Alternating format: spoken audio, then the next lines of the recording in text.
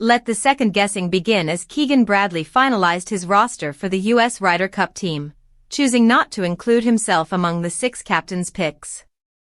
The decision ended speculation about whether he would attempt to become the first playing captain since Arnold Palmer more than 60 years ago.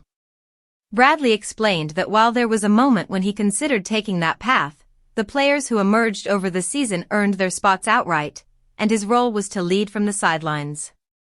Bradley had opened the door to the idea after winning twice during the season, including the Travelers' Championship in June and the BMW Championship during the playoffs. Those victories elevated him into the conversation as one of the world's best, and his name appeared firmly within the top 12 of the rankings. Yet as the summer closed, his form cooled and he failed to automatically qualify, finishing tied for 7th at the Tour Championship. Though his credentials were strong, Bradley stuck to the promise he made when named captain: if he didn't qualify on points, he wouldn't choose himself.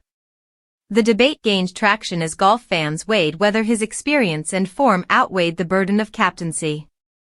Rory McIlroy, speaking from the European perspective, argued that the modern captaincy had grown too demanding for a player to do both.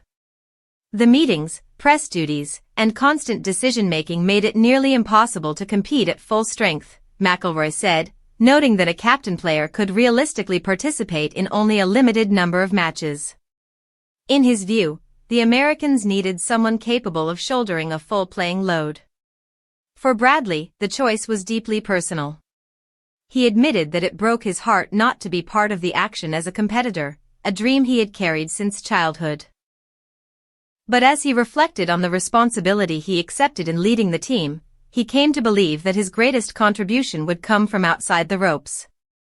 His focus, he said, had to be on guiding his players, building chemistry, and putting them in the best position to reclaim the Ryder Cup. Bradley acknowledged the weight of the moment, recognizing that his legacy as captain would be tied to this decision.